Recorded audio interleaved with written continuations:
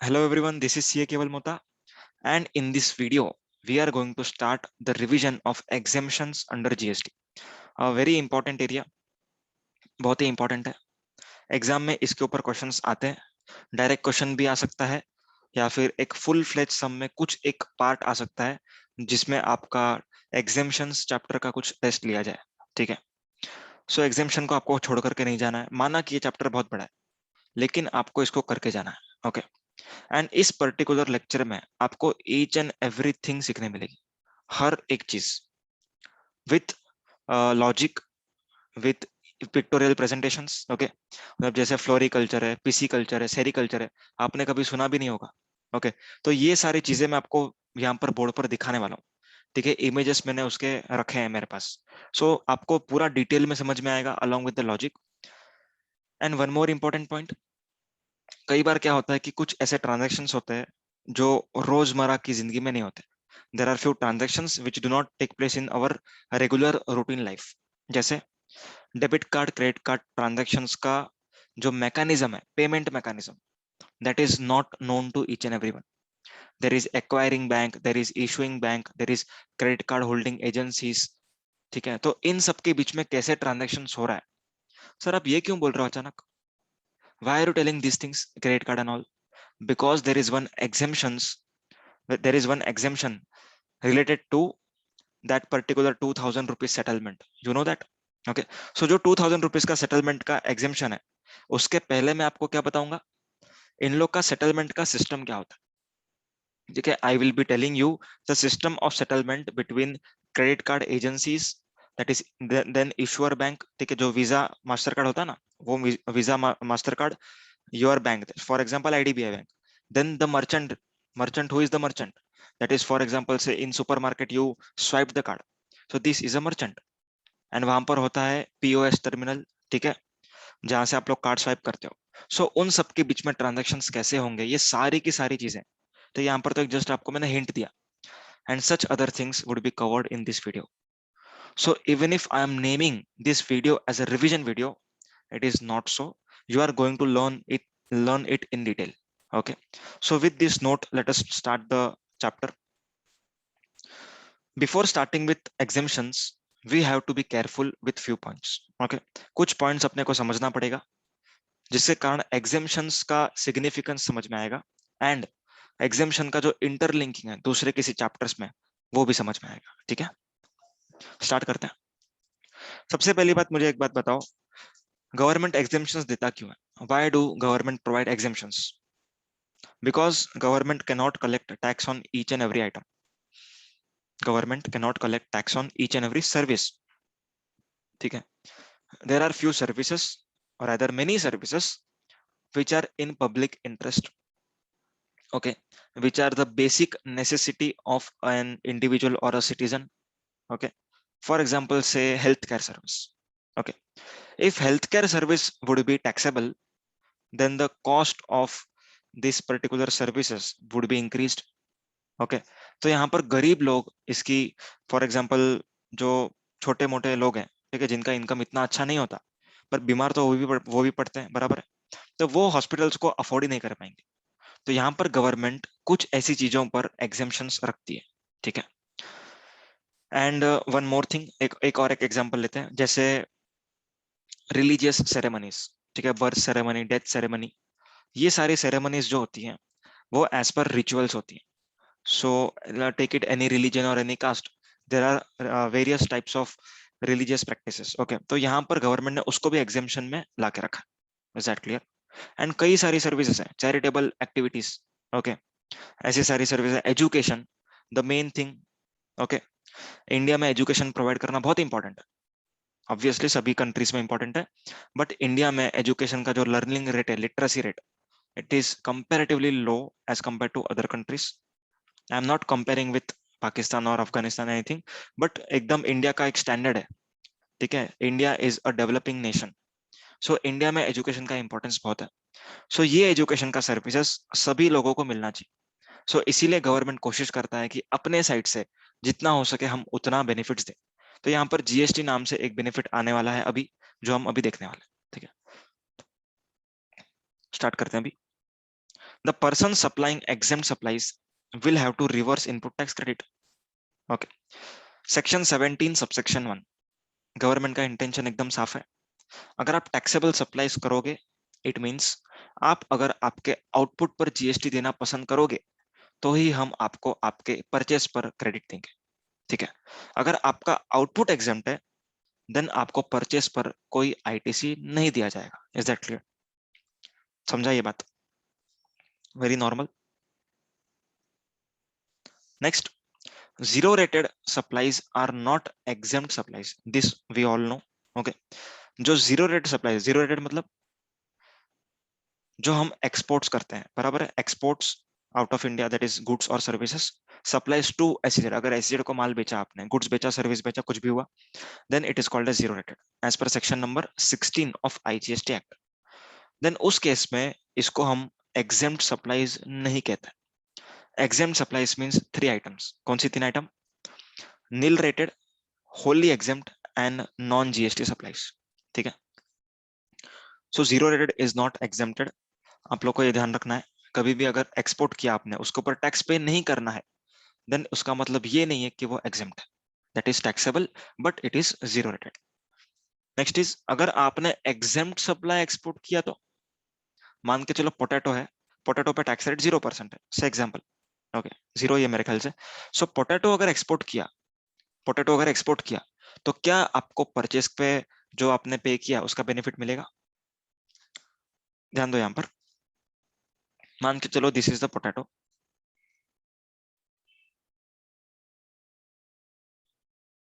लग ही नहीं रहा है पोटैटो को अच्छे से बना दो। हाँ, अब लग रहा है पोटैटो। सो ये पोटैटो के ऊपर टैक्स का रेट है 0%। ओके, अगर आप इसको एक्सपोर्ट करोगे, अगर आप इसको एक्सपोर्ट करोगे तो क्या ट्रीटमेंट होगा, एंड आप इसको इंडिया में बेचोगे तो क्या ट्रीटमेंट होगा, ये दोनों अपन समझ रहे हैं। ठीक है, दोनों ही केसेस में आपने इनकर किया है कुछ ऐसा एक्सपेंडिचर, कुछ ऐसा एक्सपेंडिचर जिसके ऊपर जीएसटी लगा है। ठीक है, पोटैटो का purchase and sale it is 0% है, टैक्स का रेट 0% है, पर कुछ ऐसे एक्सपेंस तो होंगे ना। पोटैटो का अपन ने स्टोर किया किसी वेयर हाउस में, माना कि चलो warehousing of agriculture produce is also exempt, लेकिन यहाँ पर मैं एक दूसरा कुछ भी एग्जाम्पल लो आप, जिसके ऊपर जीएसटी आता हो, से फॉर एग्जाम्पल जो पोटैटो डीलर है, उसने सीए का सर्विस लिया, उसने सीए का सर्विस लिया, सीए ने चार्ज किया 30,000 plus GST. Clear? 30,000 plus GST.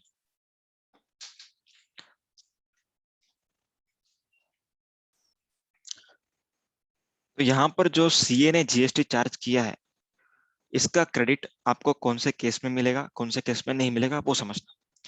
तो अगर मैं ये पोटैटो को एक्सपोर्ट करता हूँ, then in that case I will be getting the refund of the GST paid by me on CA services to my chartered account. Is that clear? Okay. However, अगर मैं इस पोटैटो को India में cell करता हूँ 0% पर, then मुझे इस जीएसटी का कोई भी क्रेडिट नहीं मिलेगा। ऑब्वियसली मुझे यहाँ पर ऐड करना पड़ेगा, समझ में आया कॉस्ट में? अब सर ऐसा क्यों, what is the reason behind this? Reason सुनना ध्यान से, मजा आएगा। अभी एक्सपोर्ट के केस में मैंने आपको कहा कि रिफंड मिलेगा, मतलब ये जो जीएसटी है it will not be a cost for exporter. Clear? If it is not a cost for exporter, then in export market this potato would be sold at a proper price, competitive price। ठीक है, अगर यहाँ पर अगर GST charge कर दिया गया, sorry यहाँ पर अगर आपको आईटीसी नहीं दिया गया, फॉर एग्जांपल आपको आईटीसी यहाँ पर नहीं दिया, then in that case you will be adding this to your cost and export pricing would be increased। अगर एक्सपोर्ट प्राइस इंक्रीज हुआ तो कोई खरीदेगा नहीं, तो अपना एक्सपोर्ट मार्केट अफेक्ट हो सकता है। सो इसीलिए गवर्नमेंट ने यहाँ पर एक रूल बनाया है, एक्सपोर्ट करोगे तो आपको रिफंड दिया जाएगा, so that your export prices can be low and competitive in the export market. Is that clear? Okay, next पढ़ते हैं। If notification of exemption is issued in CGST Act, the registered person can avail the benefit of same in SGST Act। अगर CGST act के under कोई notification issue हुआ है तो उसका benefit अपन SGST act में भी ले सकते हैं, पर अगर SGST एक्ट में बेनिफिट हुआ है देन CGST एक्ट में बेनिफिट नहीं लिया जा सकता। Is that clear? Any person engaged exclusively in business of exempt supplies, कोई सिर्फ और सिर्फ exempt supplies कर रहा है, तो क्या उसको रजिस्ट्रेशन लेना है? आंसर इज नो, उसको कोई रजिस्ट्रेशन नहीं लेना है as per section number 23। Next is, जो पर्सन एग्जाम सप्लाई कर रहा है उसको क्या डॉक्यूमेंट इशू करना पड़ेगा? It is bill of supply, इसको बिल ऑफ सप्लाई इशू करना, ठीक है। जो पर्सन एग्जाम सप्लाई कर रहा है गुड्स का, ठीक है, सर्विस में तो ईवी बिल जरूरत नहीं है। अगर गुड्स बेच रहा है एग्जाम, क्या ईवी बिल लगेगा? Answer is no, EV bill की कोई जरूरत नहीं। समझा? This was the background with relation to the interlinking of exemption chapters with documentation, registration and से सप्लाई। ओके, ये सारे चैप्टर्स का इंटरलिंकिंग मैंने आपको बता दी। Now we are going to start the sectoral discussion, ठीक है, सेक्टर वाइज डिस्कशन हम स्टार्ट कर रहे हैं, एक एक सेक्टर के हिसाब से अपन डिस्कशन करेंगे। ओके, सबसे पहला सेक्टर जो आपके सामने आ रहा है वो है चैरिटेबल इंस्टीट्यूशन। क्या सेक्टर का नाम है? Charitable institution.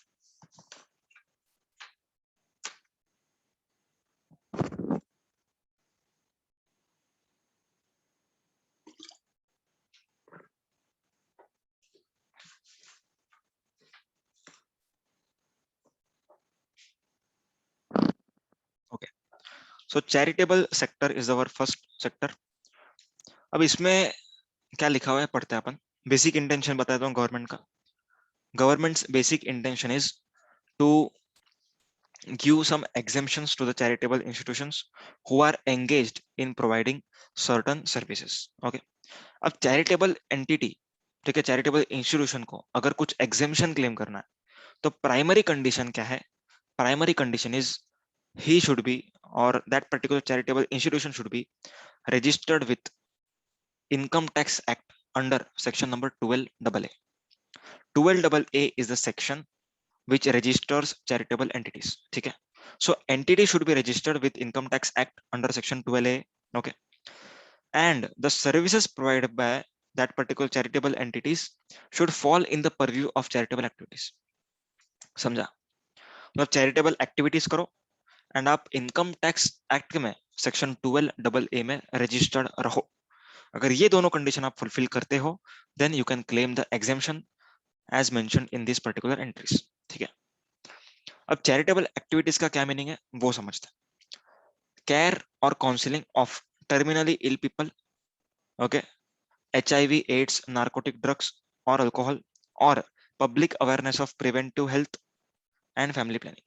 मतलब अगर कोई charitable entity care and counselling of terminally ill person कर रहा है, कोई बीमार है, उसका केयर एंड काउंसलिंग करने का सर्विसेज दे रहा है, okay, charitable entity, then such services would be except. Okay, also HIV, AIDS, narcotic drugs, alcohol, इन सब के रिलेशन में कुछ सर्विस दे रहा है, से दारू छुड़ाने का सर्विस। ओके, मतलब आप लोग को 10 दिन का एक ट्रेनिंग वर्कशॉप होगा, ये 10 दिन में आप आओ एंड आपको जो भी नशे की आदत है उसको हम छुड़ाएंगे। ओके, देन HIV के लिए अवेयरनेस करना, ओके, एड्स का अवेयरनेस करवाना, वो सब चीजों का जो भी अगर एक्टिविटीज कर रहा है कोई charitable entity then it would be exempt. और public awareness of preventive health and family planning, okay, family planning awareness कर रहे हैं, हम दो हमारे दो, so all this projects done by such institutions would be. Next is advancement of educational programs और skill development. Okay, मतलब अगर कोई भी चैरिटेबल एंटिटी एजुकेशनल प्रोग्राम्स कराती है, ओके, और स्किल डेवलपमेंट का प्रोग्राम्स कराती है देन इट इज एग्जेम्प्ट। यहाँ पर एग्जांपल लिखा है abandoned, orphan, homeless children etcetera. Okay, so इन लोगों को अगर आप लोग मदद कर रहे हो तो उनके ऊपर कोई GST नहीं लगाया जाएगा। Okay, next is advancement of religion, spirituality और योगा। तो अगर आप एडवांसमेंट ऑफ रिलीजन करते हो, स्पिरिचुअलिटी करते हो और योगा करते हो, ठीक है, इन दिस केस आपको एग्जेम्पशंस दिए जाएंगे। Next is preservation of environment including watershed, forest and wild life.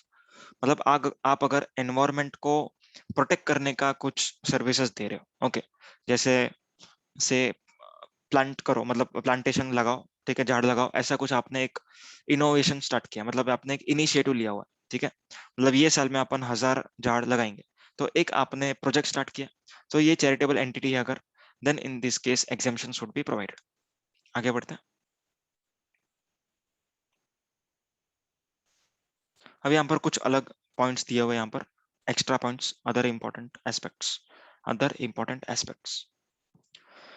Advancement of any other object of public utility, advancement of any other object of public utility, मतलब ऊपर का जो छोड़ के दूसरा कोई भी आपने ऑब्जेक्ट, ठीक है, कोई भी पब्लिक यूटिलिटी का ऑब्जेक्ट आपने उठाया, ठीक है, मतलब वो आप कर रहे हो, say for example road safety, example road safety, then in that case there is no exemption, it will be taxable. आपने बोला कि एक एक प्रोग्राम कंडक्ट कराते हैं जिसमें हम रखेंगे कि रोड सेफ्टी का क्या प्रिकॉशंस है, एंड वो प्रोग्राम का आपने कुछ चार्जेस किया, okay, so this is the advancement of any other object of public utility. पहली बात तो पब्लिक यूटिलिटी मतलब क्या? Public utility means it is extended to general public, कोई भी आ सकता है इस पर्टिकुलर सेमिनार में और इस पर्टिकुलर प्रोजेक्ट में कोई भी आ सकता है, पार्टिसिपेट कर सकता है।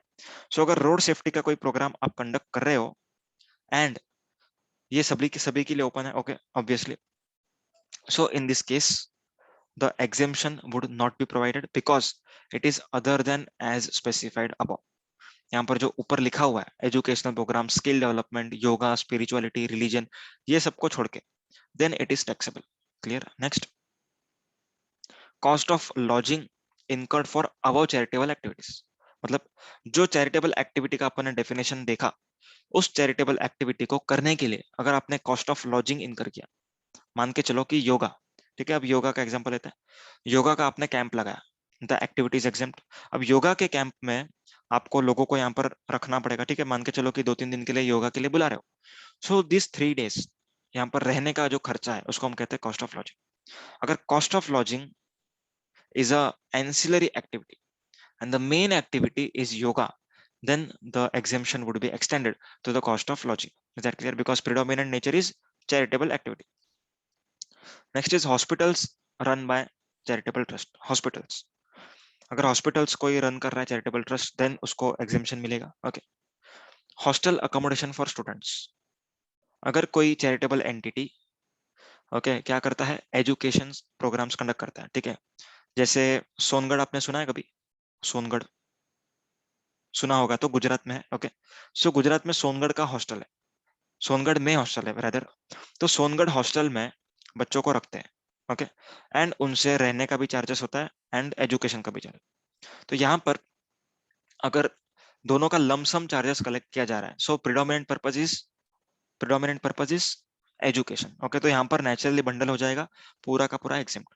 और अगर अलग से आप रहने का चार्जेस लेते हो, then if it is up to ₹1,000 per day, then exempt, otherwise taxable, सिर्फ accommodation charges. Is that clear? Okay. Training in art, culture और sports by charitable entity, training in art, culture और sport by charitable entity, अगर आपने किसी को art में training दिया, okay, for example drawing classes हो गया, या फिर वी कैन से गिटार बजाना सिखाया, या फिर डांसेस सिखाया, ये भी एक आर्ट है ना, folk art. Next culture, culture का एक्टिविटीज, या फिर sports by charitable entity is exempt. समझ में आया? तो यहां पर एक चीज समझना, entry number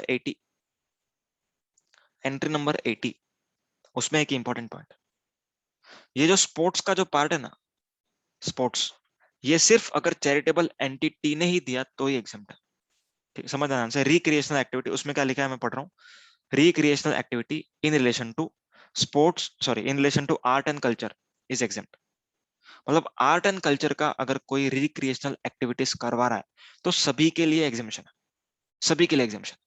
however the exemption for sports activity is only for charitable entity.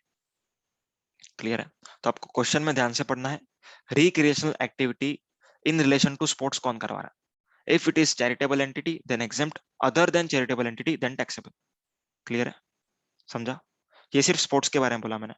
अगर आर्ट एंड कल्चर का है तो सभी के लिए एग्जेम्प्ट, चैरिटेबल एंटिटी का है तो स्पोर्ट भी exempt, other than charitable entity है तो sports is taxable and art and culture would be exempt. Clear? आगे, import of services, very important, import of services other than OIDAR and import freight, ठीक है, मतलब ओवाईडीआर services and जो सी freight है उसको छोड़ करके दूसरा कोई भी सर्विस अगर चैरिटेबल एंटिटी इंपोर्ट करता है, इंपोर्ट मतलब, इंपोर्ट मींस व्हाट?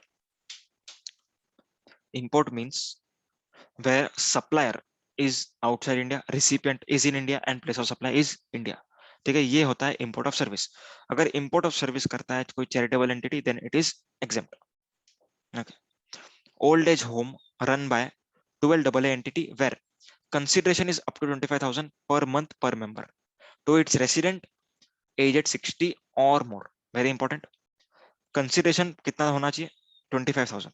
वृद्धाश्रम की बातें चल रही है, 25,000 पर मंथ पर मेंबर। ओके, एंड 60 और 60 प्लस इन लोग के लिए होना चाहिए।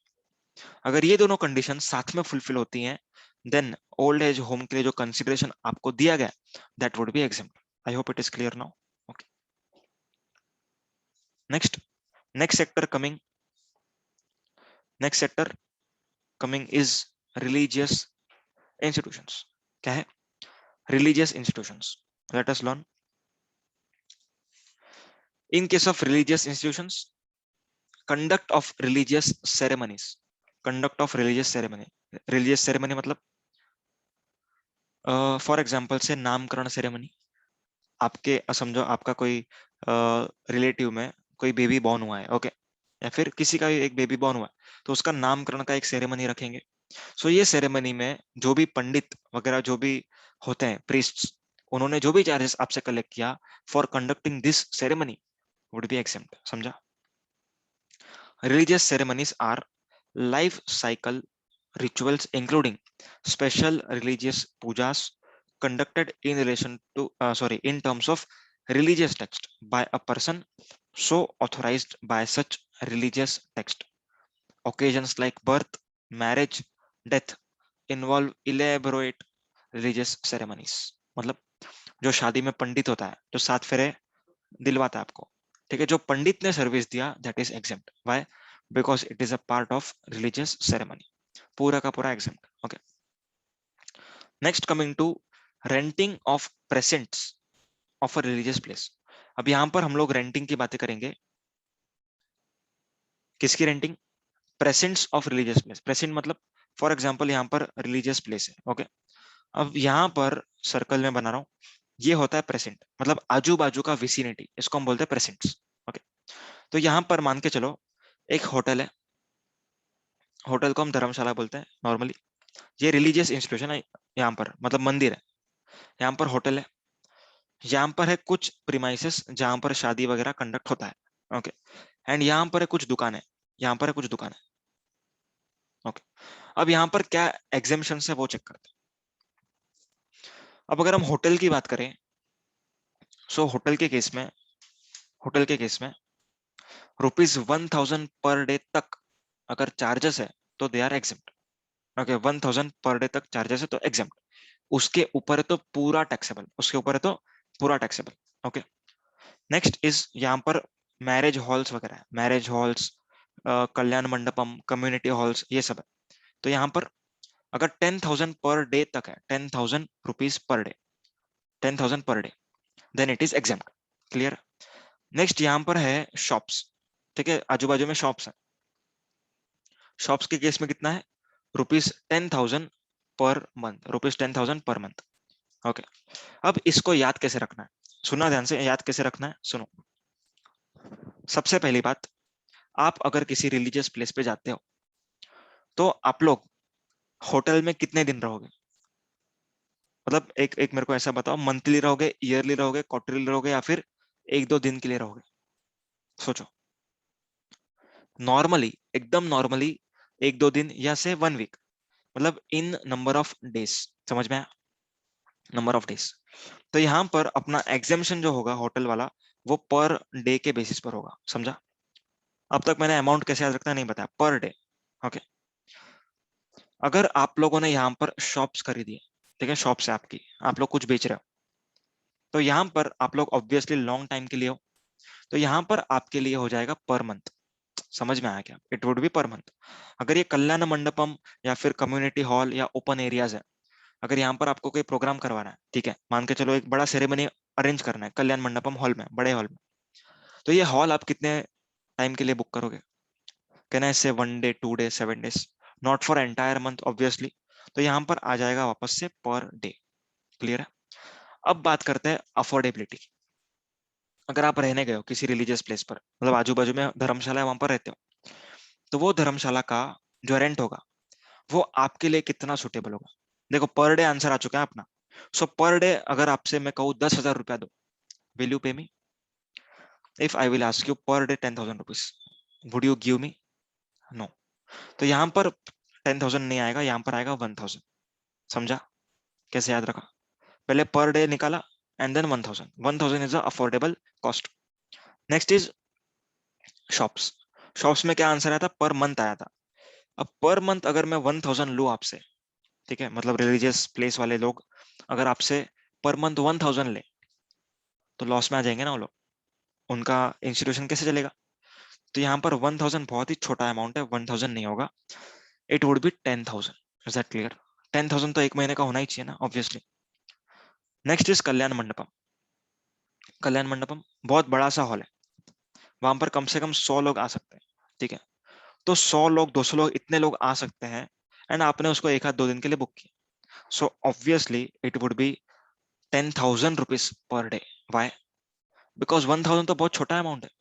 अगर आप मैरिज हॉल बुक करोगे, so obviously the prices of marriage halls are in lakhs, okay, per day का लैक्स के हिसाब से होता होगा, पता नहीं मेरे को। सो it is 10,000 rupees per day. समझ में आया किस तरीके से याद रखा? ओके। नीचे एक पॉइंट लिखा हुआ है, not very important, services in respect of religious pilgrimage facilitated by government of India under bilateral agreement are exempt. Okay. So Kailash Mansarovar वगैरह का जो भी गवर्नमेंट के साथ टाई अप होगा, so that would be exempt. Okay, bilateral arrangement होगा तो। Next very important, and the sector which is important is agriculture sector. ठीक है, कौन सा सेक्टर है? Agriculture sector. ओके। अब एग्रीकल्चर सेक्टर में क्या अपन ने कवर किया है वो चेक करते हैं। Cultivation of plants. Cultivation of plants, okay. अगर कोई एक्टिविटी कल्टीवेशन ऑफ प्लांट्स से रिलेट करती है, then it is exempt because it is a agriculture activity. Clear? Next is rearing of life forms except rearing of horse. Rearing of life forms मतलब मान के चलो ship के ऊपर जो बाल आते हैं उससे अपना स्वेटर बनता है, okay. So rearing of ships, ठीक है, मतलब जो शिप के ऊपर के बाल है वो रेयर करना, इट इज एक्सेप्ट। अगर हॉर्स का आप कर रहे हो then it is except. Next is operations on agriculture produce, मतलब मान के चलो कि जो नीचे अपन सीखने वाले हैं वो ऑपरेशंस आप देते हो किसी एग्रीकल्चरिस्ट को। ओके, यहाँ पर एक एग्जांपल लेता हूँ छोटा सा। Harvesting.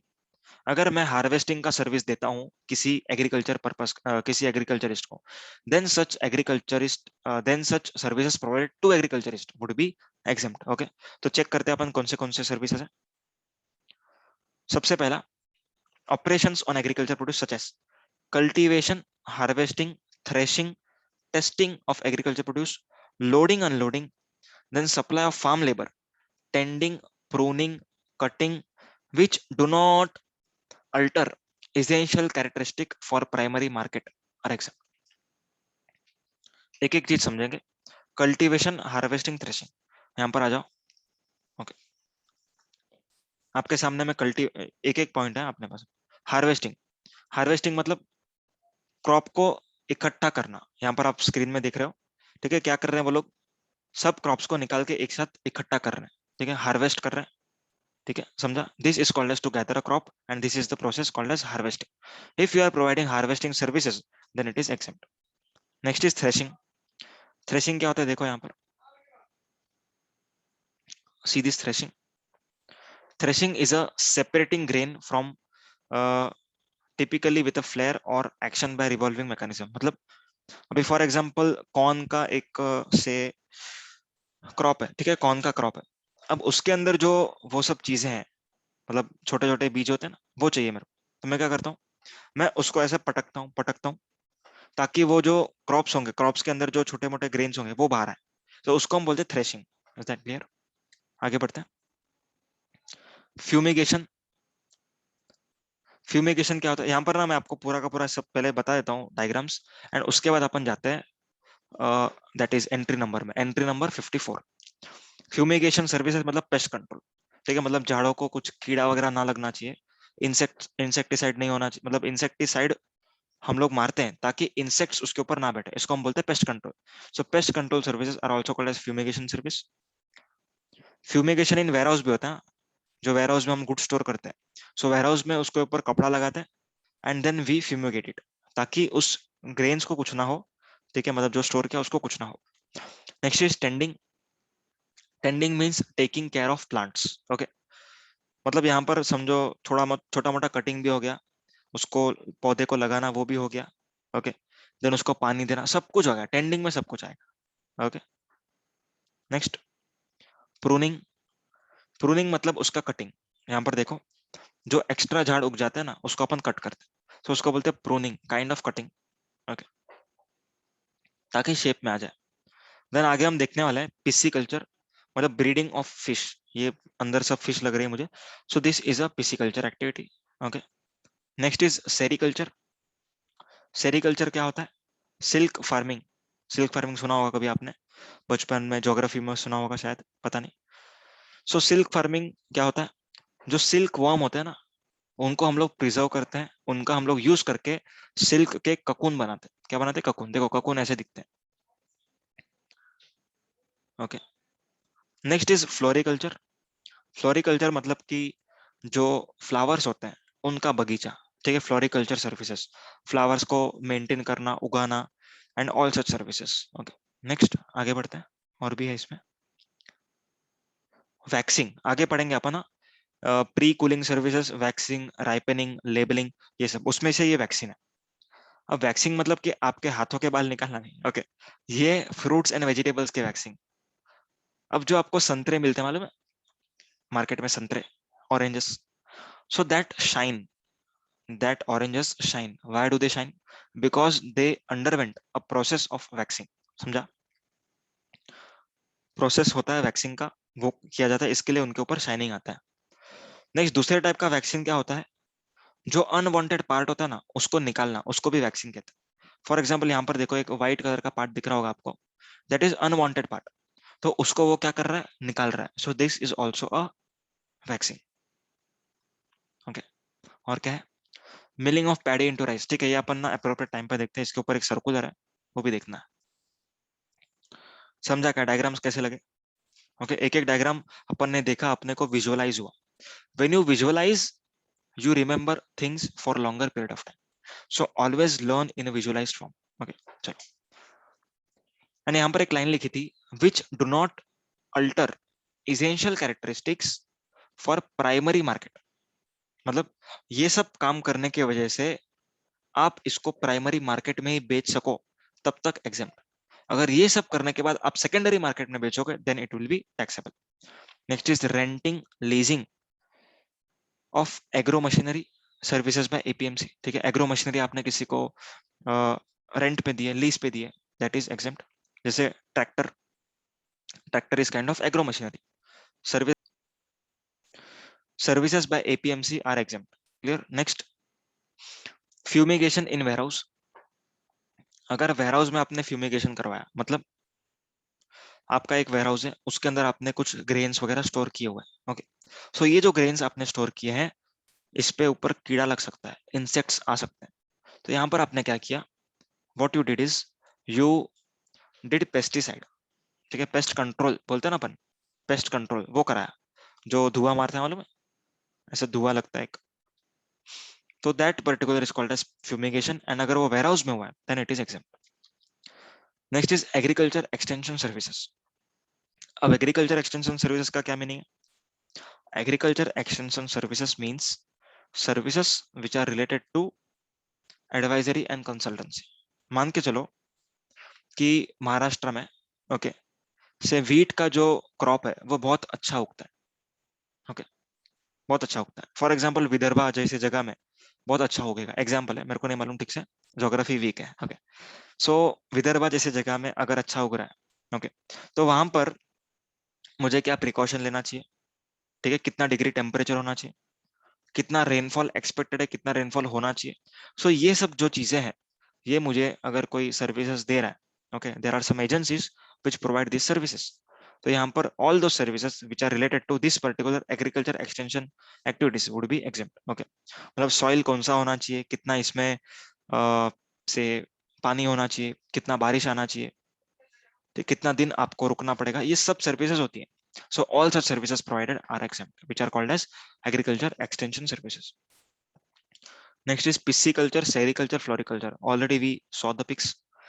Pisciculture, breeding of fish. Sericulture, जो सिल्क के ककुन बने वो. फ्लोरिकल्चर, जो फ्लावर्स का जो बगीचा देखा अपन ने वो.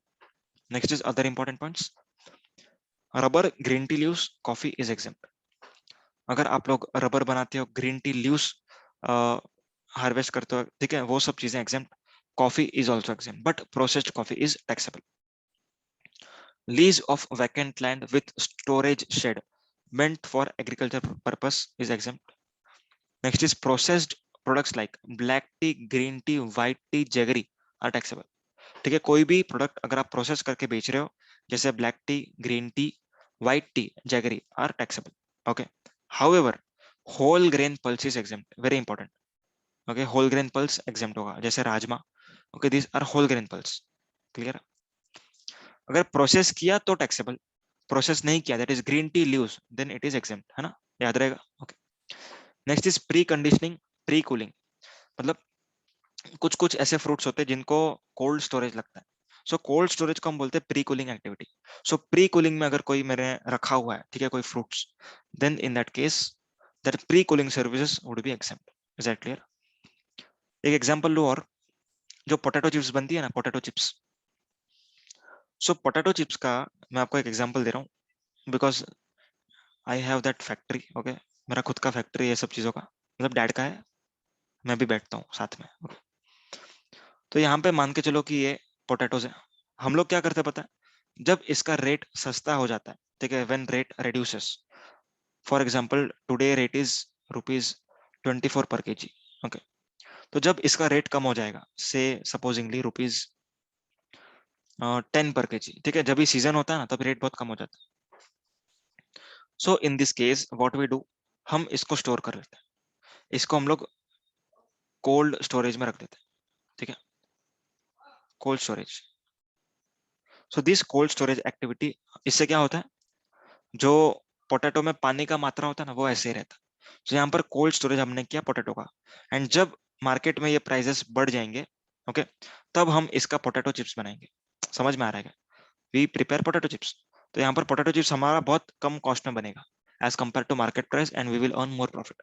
तो यहाँ पर जो कोल्ड स्टोरेज एक्टिविटी किया अपन ने with relation to this agriculture produce, then in that case it would be exempt. Okay. पर यहाँ पर अगर आप उसको, फॉर एग्जांपल मैंने पोटैटो चिप्स को कहीं पर अच्छे से स्टोर किया, तो पोटैटो चिप्स का स्टोरेज वुड बी टैक्सेबल. क्यों? क्योंकि ये एग्रीकल्चर प्रोड्यूस नहीं है.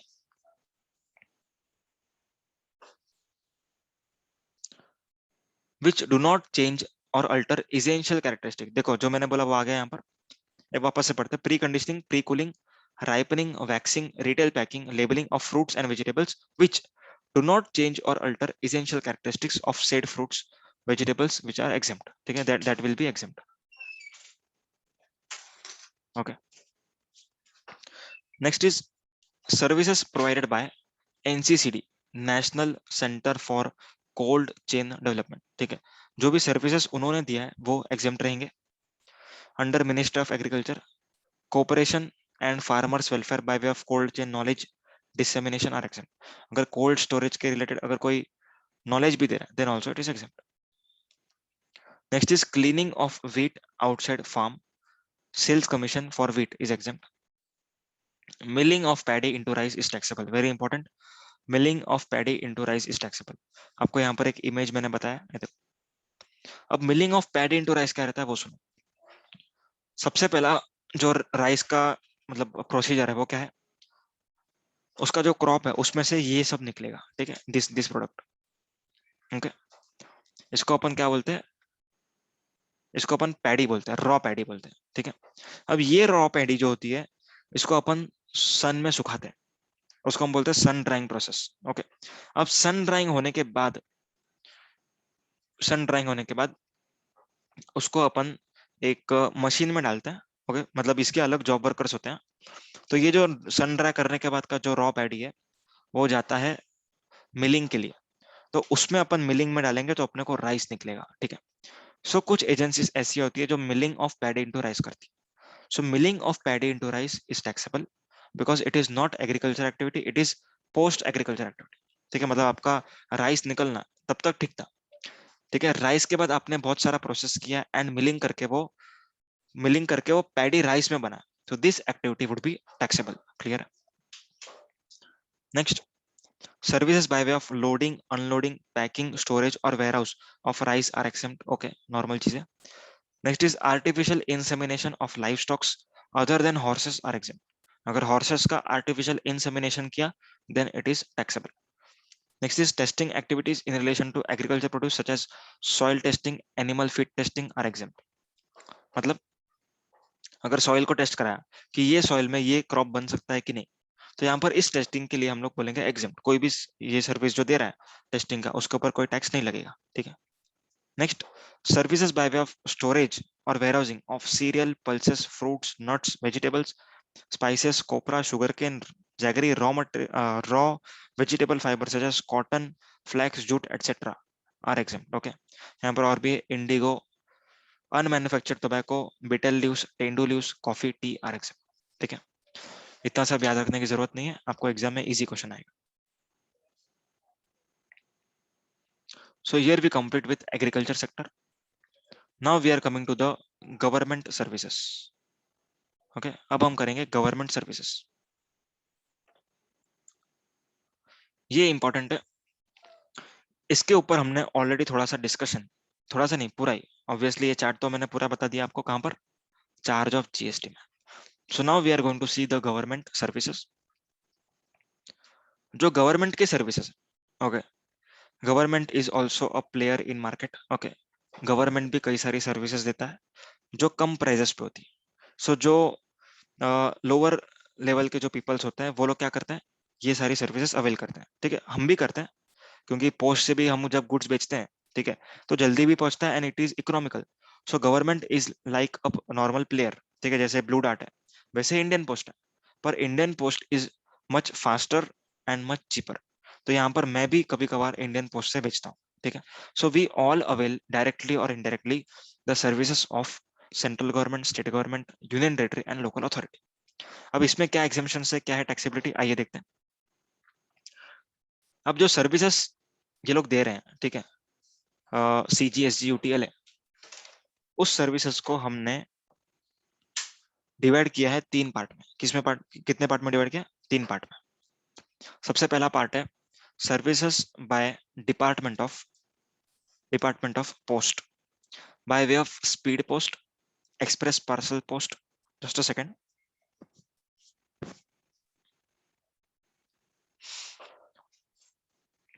Services by department of post bye way of speed post, express parcel post, life insurance and agency service provided to a person other than CGSG UTLA. Very important.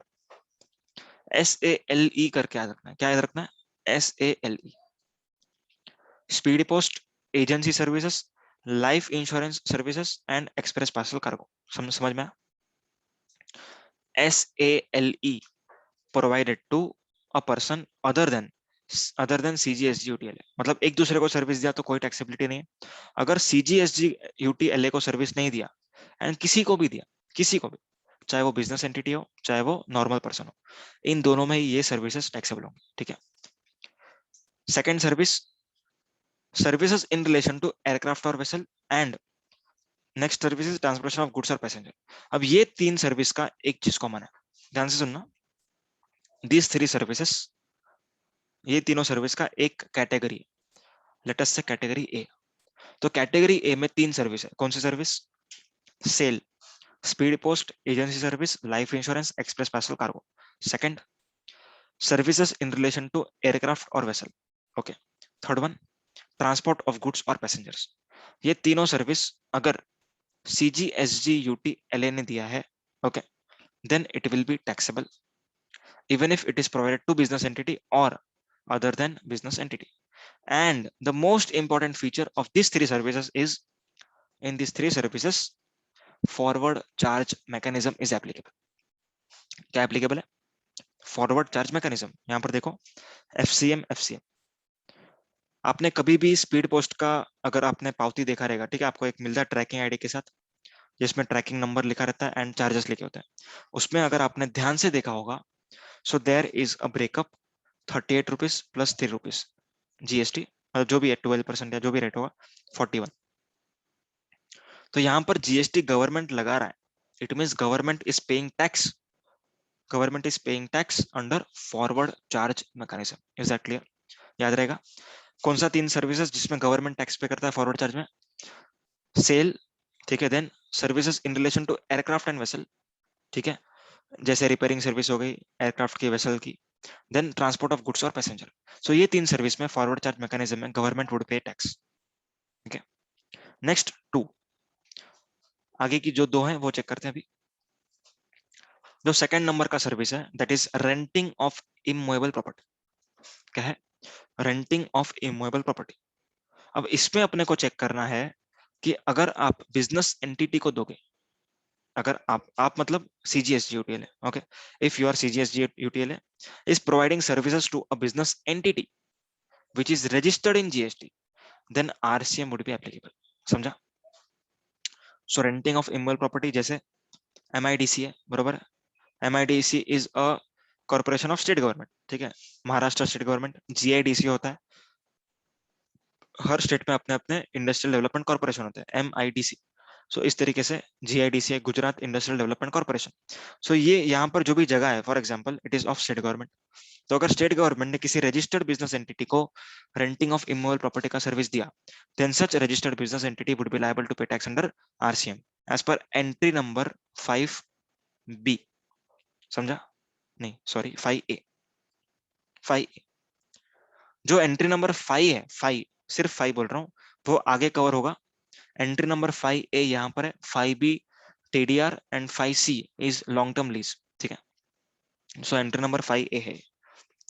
Next, अगर वो business entity unregistered, GST में unregistered, ठीक है, ध्यान से सुनना, मैंने क्या कहा? अनरजिस्टर्ड।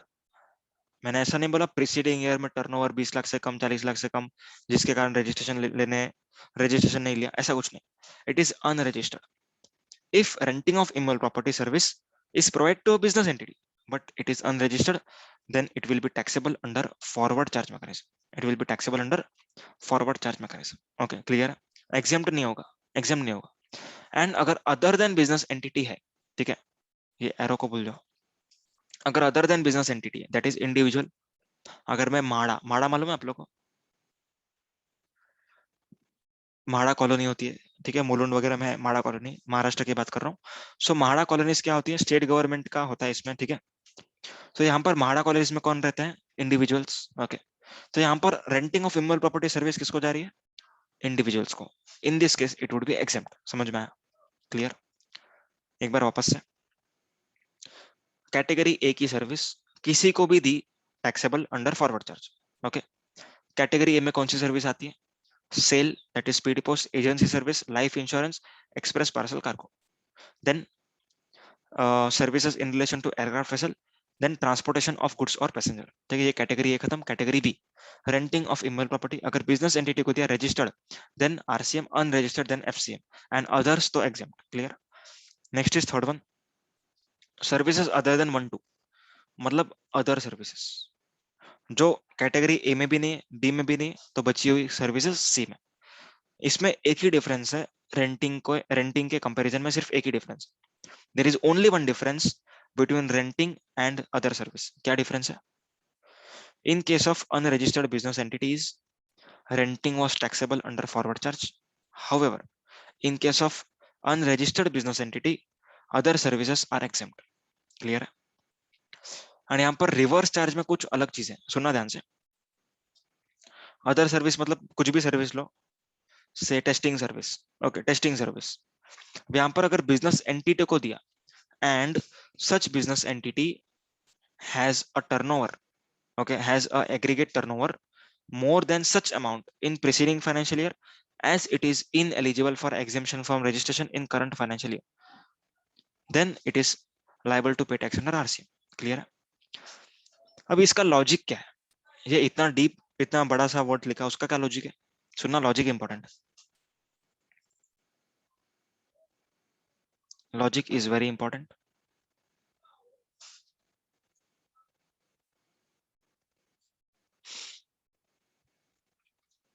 मान के चलो, देखो एक चीज तुम लोग को मालूम है, ये मैं अज्यूम कर रहा हूँ कि आरसीएम में अगर टैक्स पे करना होता है तो कंपलसरी रजिस्ट्रेशन लेना पड़ेगा, यस और नो? कंपलसरी रजिस्ट्रेशन है, बराबर है।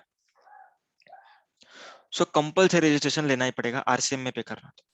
तो यहाँ पर अगर बिजनेस एंटिटी लिख दिया ये लोगों ने, ओके, तो सारी बिजनेस एंटिटीज को पे करना पड़ेगा कंपलसरी रजिस्ट्रेशन लेके, ओके।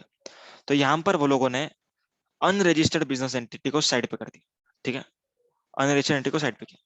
अब यहाँ पर ऐसा भी नहीं लिखा कि जो लोग रजिस्टर्ड है, ओके, सुनना ध्यान से। पहले कैसा लिखा हुआ था वो मैं बता रहा हूँ, business entity having turnover more than ₹20 lakh, ऐसा पहले लिखा हुआ था। इसका क्या मतलब है? जिस बिजनेस एंटिटी का टर्नओवर 20 लाख या 10 लाख से ऊपर होगा उनको ही यहाँ पर आरसीएम में पे करना होगा, ऐसे पहले लिखा हुआ होता था, okay.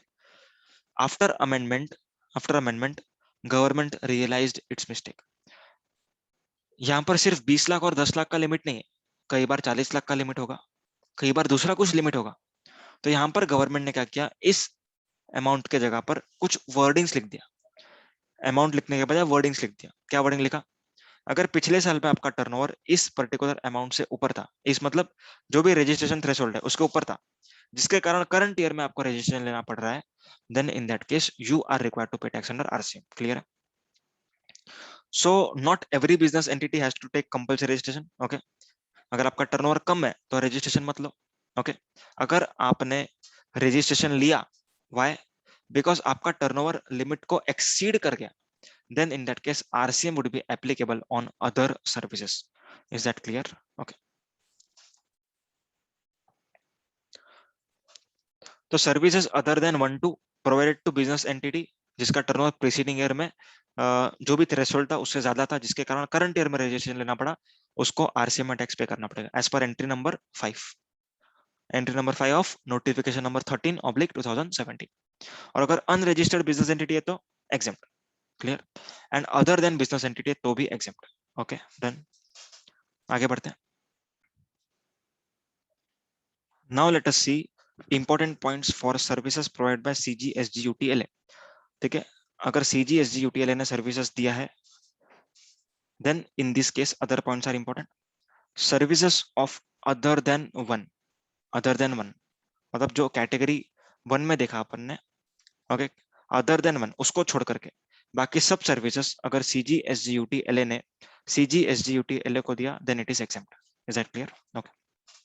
Next, for the purpose of services referred in 2 and 3 above, provided by CGSGUTLA, where gross consideration does not exceed rupees 5,000. Okay, gross consideration do not exceed rupees 5,000. Then in that case it would be exempt. अगर 5,000 से कम है, then exempt. Next is services by way of guaranteeing loan provided by CGSGUTLA taken by, मतलब loan किसने लिया है? PSU from banking companies and financial institutions are exempt. मतलब अगर banking companies ने पीएसयू को लोन दिया एंड गवर्नमेंट ने गारंटी दिया, okay, so this guaranteeing commission would be exempt if guarantee is given by CGSGUTLA. Next is services by CGSGUTLA for testing, calibration, safety check or certification relating to protection or safety of workers, consumers are exempt. मतलब consumer safety के लिए अगर कोई भी services government दे रहा है जैसे testing वगैरह, then in that case it would be exempt. Okay, further as per circular number 100/19/2019 GST, services provided by issue of seed certificate or tags by seed certification agency to seed producing organizations are exempt. Okay, मतलब अगर government आपको seed certification करके दे रहा है, okay, for example ये seed इस जगह पर उगाना चाहिए आपको, ठीक है, तो ये जो सीड का सर्टिफिकेशन हुआ, that particular certification would be exempt.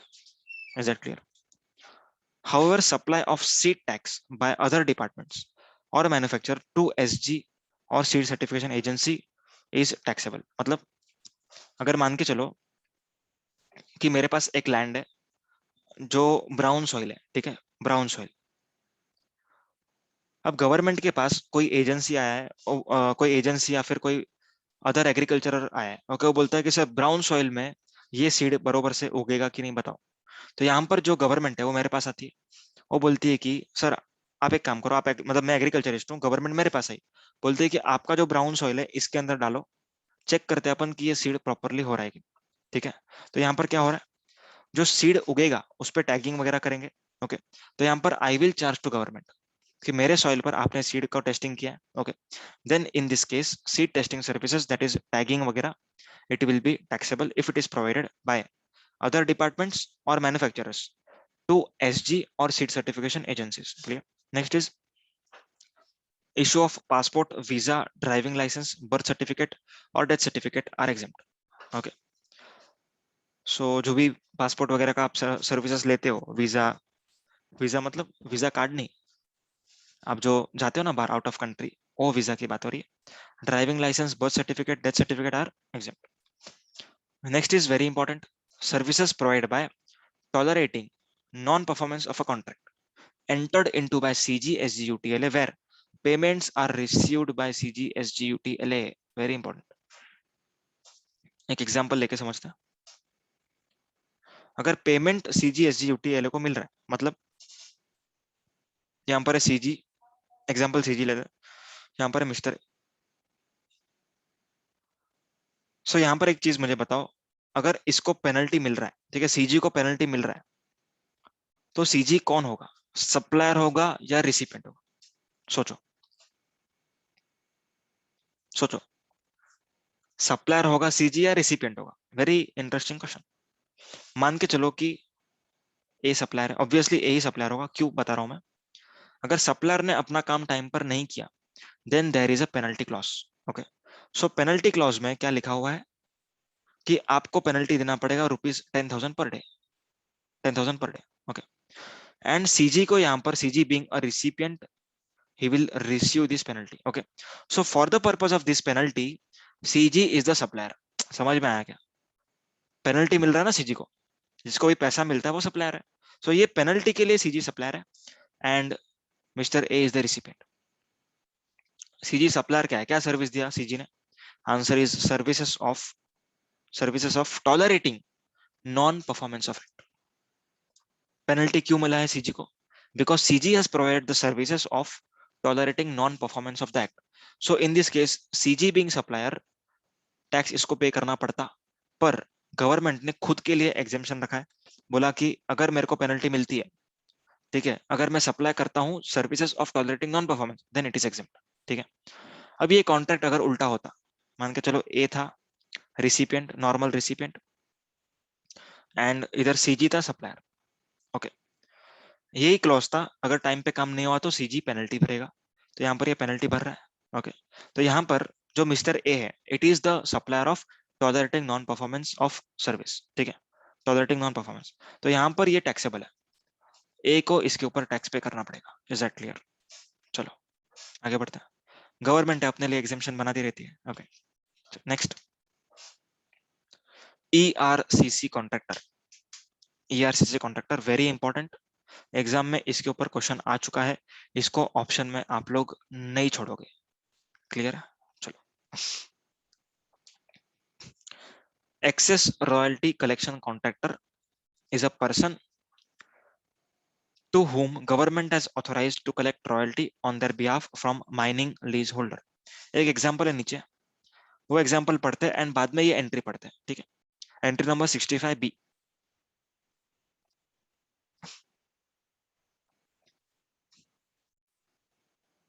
अब यहाँ पर क्या हो रहा है मैं आपको एक ब्रीफ में बता रहा हूँ।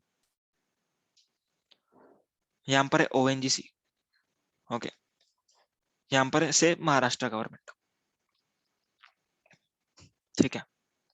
ONGC को मिनरल एक्सप्लोरेशन करना है, क्या करना है? मिनरल एक्सप्लोरेशन करना है, ओके। सो यहाँ पर ONGC क्या आके डायरेक्टली स्टार्ट कर देगा? Will ONGC begin the mineral extraction as it is? No, obviously not, okay। तो यहाँ पर इसको लाइसेंसर लाइसेंसी का जो भी कॉन्ट्रैक्ट होगा वो भी लेना पड़ेगा, ठीक है, वो कॉन्ट्रैक्ट में एंटर करना पड़ेगा। And ONGC would be paying some amount to Maharashtra government. क्या अमाउंट होगा? सबसे पहला होता है फिक्स्ड रेंट, इसको हम बोलते हैं डेड रेंट। फिक्स्ड रेंट, इसको हम बोलते हैं डेड रेंट। और एक चीज देनी होती है, वो होती है रॉयल्टी और share of profit. Royalty, okay, यहाँ पर रॉयल्टी समझ रहे हैं अपन। So ONGC would be paying fix rent and royalty, okay. तो महाराष्ट्र गवर्नमेंट जो है वो बोलता है ओएनजीसी, अगर ये तेरा प्रोजेक्ट फेल हो गया तो देखो, रॉयल्टी मतलब कुछ परसेंटेज होगा, जैसे 20% of mineral sold by ONGC, वो महाराष्ट्र गवर्नमेंट को मिलेगा। मान के चलो इतना सब उसने काम किया ओएनजीसी ने, एंड बाद में वो मिनरल बिका ही नहीं, या फिर मिनरल निकला ही नहीं, तो यहाँ पर तो महाराष्ट्र गवर्नमेंट का लॉस हो जाएगा, ओके। तो Maharashtra government in order to safeguard its position, वो क्या करती है, जो ये कलेक्शन करना है ना, ये जो कलेक्शन है ना, ये कलेक्शन का जो राइट है वो किसी थर्ड पर्सन को दे देती, ठीक है, किसी थर्ड पर्सन को देती। इसको हम कहते हैं assigning of right to collect this amounts, assigning of right. अब महाराष्ट्र गवर्नमेंट इसको सेल कर देगी, ये राइट, एट अग्रीड अमाउंट, ठीक है, एक अग्रीड लमसम अमाउंट होगा, इस पे बेच दिया ये राइट, ओके। अब ये जो थर्ड पर्सन है जो कलेक्ट करेगा रॉयल्टी, जो कलेक्ट करेगा रॉयल्टी, उसको हम कहते हैं ERCC, excess royalty collection contractor, ठीक है, ERCC। अब ये ERCC ने ये राइट खरीदा है, ठीक है। तो यहाँ पर महाराष्ट्र गवर्नमेंट ने ERCC को क्या बेचा, क्या बेचा, राइट्स बेचे हैं, ठीक है। So this transaction is exempt, this transaction is exempt as per 65B। पर इसमें थोड़ा सा ट्विस्ट है, सुनना ध्यान से, इसमें थोड़ा सा ट्विस्ट है। अब मुझे बताओ, after assigning the right to this ERCC, who will be responsible for collection of fix rent and royalty, किसको मिलने वाली है, ऑब्वियसली ERCC को मिलेगी, ठीक है। अब इसको पेमेंट नहीं करेगा ओएनजीसी, अब किसको पेमेंट करेगा, ERCC को, क्लियर है। सो जो भी पेमेंट ओएनजीसी करेगा ERCC को, उसके ऊपर ओएनजीसी, बट ऑब्वियस सी बात है, आरसीएम में टैक्स पे करेगा, यस और नो, आरसीएम में भरेगा ना tax, services received by SG, यहाँ पर एसजी है तो एसजी ने सर्विस दिया, आरसीएम में पे करना होगा, ठीक है। तो यहाँ पर ध्यान से सुनना अभी, अब जो अमाउंट पर ओएनजीसी आरसीएम पे करेगा, ध्यान से सुनना, एक एग्जांपल लेता हूँ, यहाँ पर 10 लाख रुपए लिखता हूँ, ठीक है। 10 लाख रुपीस में ये राइट मिली है ERCC को, repeating it once again, ONGC pay करने वाला है ERCC को, ओके। पहले किसको पे करने वाला था, स्टेट गवर्नमेंट। अब ओएनजीसी ने जब राइट बेच दिए ERCC को, तो किसको पे करेगा, ERCC को पे करेगा, ओके।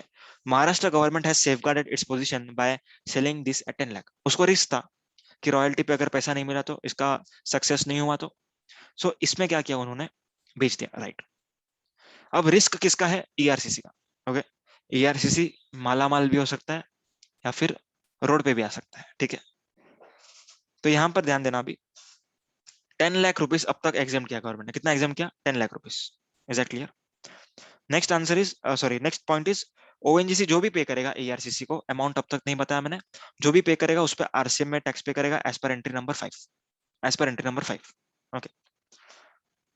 अभी दो केस ले रहे हैं अपन, दो केस ले रहे हैं। सबसे पहला case, ONGC pays RCM on 12 lakh rupees, सुनना ध्यान से, इंपॉर्टेंट पॉइंट, ध्यान एकदम यहां पर होना चाहिए।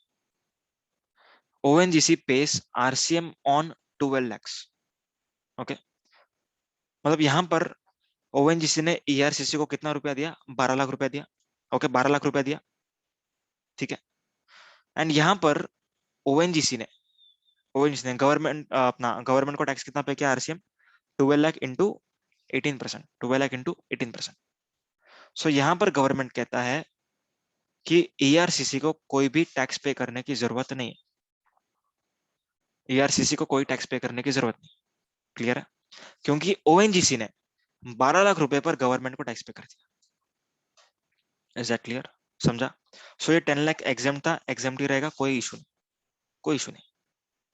इशू तब आएगा जब ONGC ERCC को कम अमाउंट देगा, से सपोजिंगली 7 लाख रुपीस देता है, केस चेंज कर रहा हूं अभी। ONGC pays to ERCC only ₹7 lakh. क्यों? क्योंकि रॉयल्टी कमाया, ओके, रॉयल्टी का प्रपोर्शन कमाया, सो ये प्रोजेक्ट मतलब एज गुड एज फेल हो गया, ओके, ये प्रोजेक्ट अच्छा नहीं चला। तो ONGC ने कितना पे किया ERCC को? 7 lakh rupees, okay. So government को कितना पे किया रहेगा RCM में? 7 लाख इंटू 18%, ऑब्वियसली, ओके। तो यहां पर गवर्नमेंट बोलता है ERCC, you have to pay tax on this shortfall. Shortfall मतलब 10 लाख और 7 लाख, इन दोनों के बीच में जो शॉर्टफॉल है, इसके ऊपर टैक्स कौन पे करेगा? ERCC पे करेगा एट द रेट ऑफ जो भी होगा, मिनरल का जो रेट होता है वो रेट पे करेंगे 18%, समझा? तो गवर्नमेंट ने एग्जेम्पशन दिया था 10 लाख का, पर गवर्नमेंट को यहाँ पर टैक्स कितना मिला ONGC से? सिर्फ 7 लाख पे। तो गवर्नमेंट ने बोला कि 3 लाख पर ERCC आपको टैक्स पे करना होगा। Is that clear? आगे देखते हैं, ये पूरा रीड कर लेते हैं अपन एक बार, ठीक है। ERCC इज अ पर्सन, ठीक है, यहां तक तो पढ़ा था अपन ने। Mining leaseholder are liable to pay GST under RCM on such services. Okay.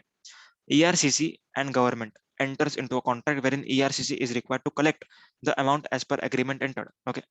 Accordingly, services supplied by state government to ERCC by way of assigning of right to collect royalty on behalf of state government on mineral dispatched by mining leaseholder are exempt. ठीक है, 65B ये कहता है exempt.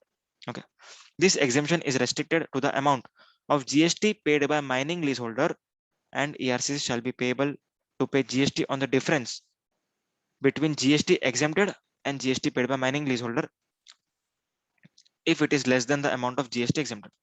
मतलब जितना भी exempt किया था, ओके, जितना भी exempt हुआ था उसके ऊपर, मतलब यहाँ पर अपने एग्जाम्पल में क्या था, 10 लाख के ऊपर GST exempt किया था, से 18% है, 1.8 लाख exempt था, ओके। पर जो माइनिंग लीज होल्डर है ONGC, उसने पे किया 7 लाख पर, ओके। तो कितना पे किया होगा? 7 लाख इंटू 18%, 1,26,000, ओके। सो यहाँ पर जो डिफरेंस है, शॉर्टफॉल हुआ ना यहाँ पर, सो इन दिस केस ERCC को टैक्स पे करना पड़ेगा 54,000, समझा? क्लियर है? और अगर ये 10 लाख के ऊपर टैक्स पे किया होता, से 17 लाख, सो 17 lakh into 18%, 3,06,000, okay. So in this case ये कोई भी शॉर्टफॉल नहीं है, तो यहाँ पर ERCC को कोई भी पेमेंट करने की जरूरत नहीं है। आगे बढ़ते हैं। Important points for services provided to CGSG UTL। अब यहाँ पर हम क्या देख रहे हैं? Services provide to CGSG UTL है, इसको दिया तो क्या?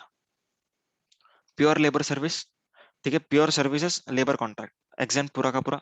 अगर कंपोजिट सप्लाई है, मतलब गुड्स भी है सर्विस भी है, एंड गुड्स का प्रोपोर्शन 25% से ज्यादा नहीं है, ओके, एंड ये जो सर्विसेज है वो किसके लिए दी हुई है? In relation to any functions entrusted to a panchayat under article number 243G of constitution. मतलब यहाँ पर 243G एंड 243W, इसमें जो भी अगर कुछ फंक्शंस दिए हुए हैं उसके लिए अगर इनकर किया, okay, then it is exempt. यहाँ पर फॉर एग्जांपल से वाटर पंप लगाना, ओके, वाटर पंप लगाना, तो ये सब सर्विसेज हैं जो एग्जेम्प्ट है, okay, as per article number 243G 243W। Exempt कब होगा? जब कंपोजिट सप्लाई होगा एंड गुड्स का प्रोपोर्शन 25% से ज्यादा नहीं होगा।